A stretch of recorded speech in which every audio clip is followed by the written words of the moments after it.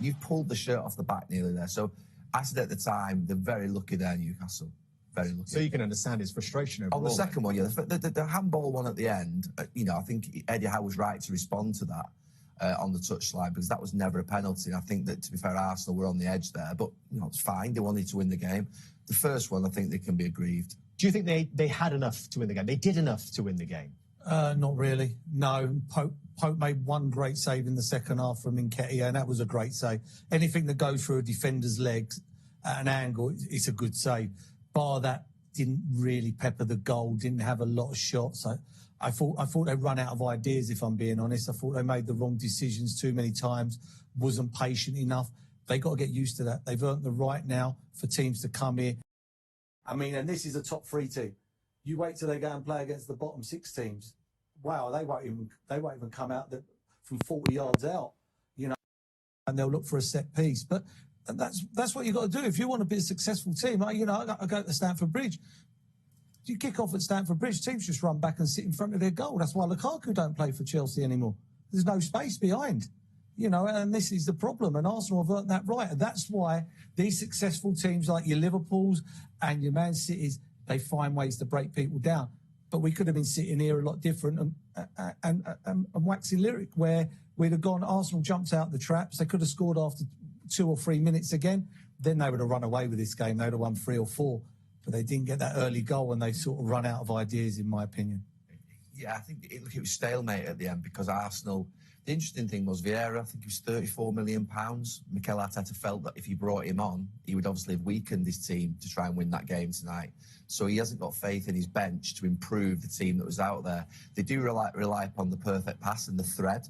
They haven't got full-backs that deliver really good crosses. They haven't got a midfield player that switches play or puts a De Bruyne-style crosses. So they're always reliant upon those short bits of play around the box, which Newcastle, to be fair, defended so well and so resiliently and so compactly, made it really difficult for them, and they didn't have another plan off the bench. But what they've got has been working pretty well. Look, to be fair, tonight, I think that plan tonight would have worked against probably maybe 10, 15 other teams in the league. They didn't play badly tonight, Arsenal. Newcastle just did really well in their defence. They were compact. They kept clean sheet after clean sheet, and Arsenal just ran out of ideas in this game. But I do think Mikel Arteta should have something more to call upon on the bench when you're trying to change the flow of a game at the end, and he will need to go into the transfer market if Arsenal, because look, Arsenal are in the position whereby they can win the league here.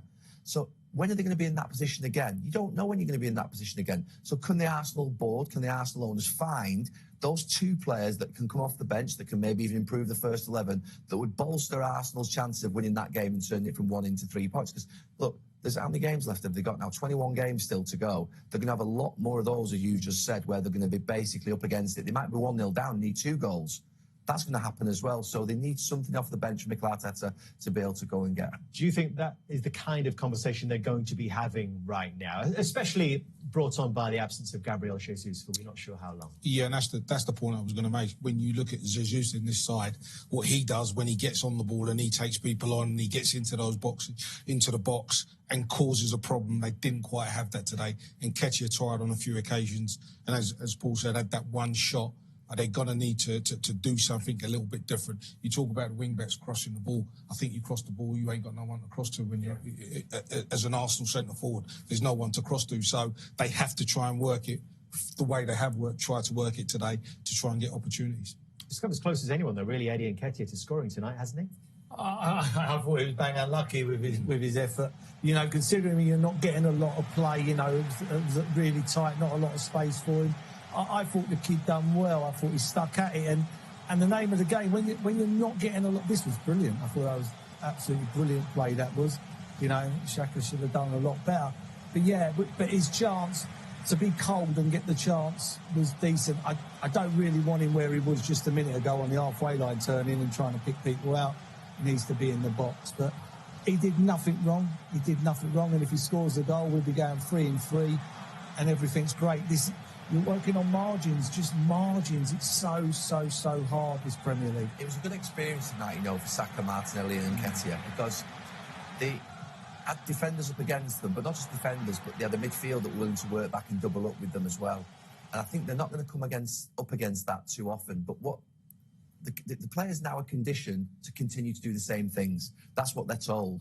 I think maybe a few years ago you might have said, try something different. That's why I was urging Zinchenko. Zinchenko plays a brilliant position for Arsenal. He blocks counter-attacks, he keeps possession for them, he sustains attacks.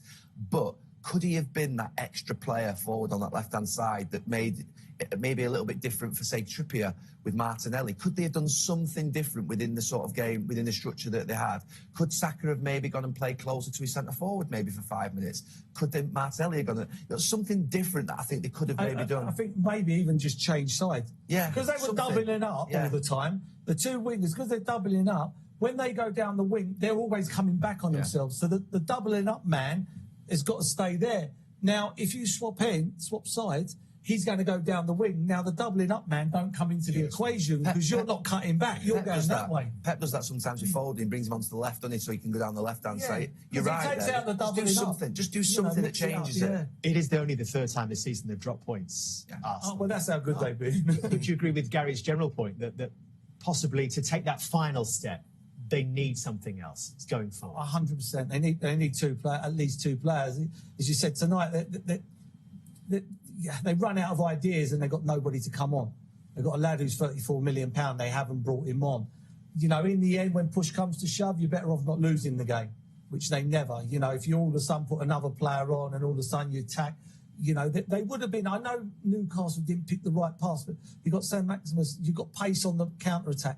You don't want to lose the game. You know, I've seen Arsenal here many a time in a game like this where they've dominated and you come off the pitch scratching your head, you've lost 1-0. Yeah. That's another point. Eddie Howe changed his front three, Murphy, Sam Maximan and Wood, and Mikel Arteta couldn't. He didn't have that luxury. I'm just thinking, could you have done something like, you know, I just think about Pep, and I know he's learned a lot off Pep.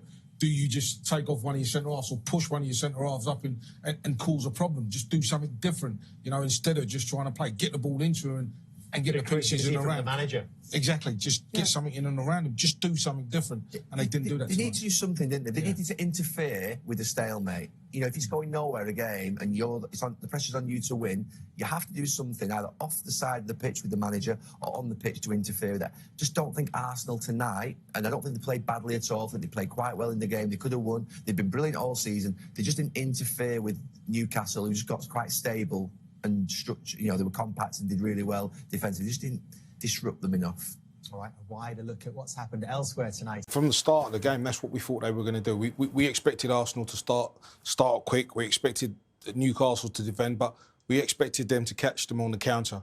And to be honest, at no stage did we feel they did that. You know, the quality of the ball up to the front man, the quality of the ball to the wide man, it just wasn't there. But what I will say is every single one of those Newcastle players went to the welfare fairly tonight. And, you know, the wing-backs, they worked back, the wingers worked back to help the full-backs. And as he said, every time Saka picked up the ball, Martinelli picked up the ball, there was 3 players on them. So to get back there and then to get back up the other end of the pitch was always going to be a tough task for them. And that's where their quality failed a little bit, especially in the second half. It was almost like attack versus defence. Was it lack of quality, Paul, do you think? Or was it about the intent from Newcastle in possession?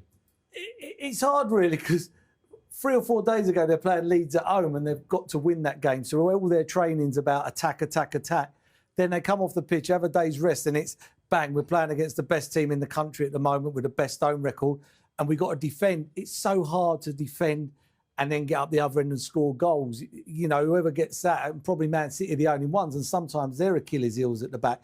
I thought they did well. I'm with Les. It's just their final pass. I think if they were more clinical and took time on their fight, and even been more stronger. I think there was a couple of times I thought they were quite weak where they could have held it up and they were getting brushed off the ball. But, yeah, I mean, I watched them get beat at Liverpool 2-1 when Liverpool scored in 98th minute. Since then, they haven't lost away from home. I think it's a great point, you know. Arsenal got to learn how to play against 10 behind the ball because that's the respect they've earned. Well, you saw the frustration from Arsenal's spillover, didn't you, with that late penalty shout? Yeah. Eddie says no chance.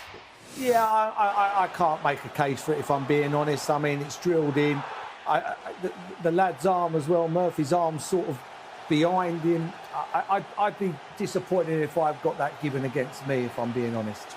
I think Dan Burns one, is more of a penalty. Well, we'll come to that. than that. What about this? To be fair, Nurse did shout for a penalty when it went in there. The whole stadium. I'm surprised VAR didn't hear him, do you know what I mean? But no chance of that being a penalty. There's no way he can move his arm to him. You know, I suppose the reaction from the players causes the reaction from the manager as well. Because it was more desperation, I think, than anything else, wasn't it? But this is what it's like to be a manager. So this is why you're a director of football, Les. Don't worry, I get frustrated like that up in the stand as well. But he said it was all fine on the touchline. There was the other penalty shout that you talked about, the one on Dan Burn. Stonewall. A little bit of a pull, you thought. In my opinion, Stonewall, he's got a complete and utter grab of his shirt. You can see his fist is clenched as well, and he is proper pulling that back. I mean, not enough according to Stockley Park. That's a foul anywhere else on the football pitch. Look at that. That is absolutely... we've seen people get booked tonight.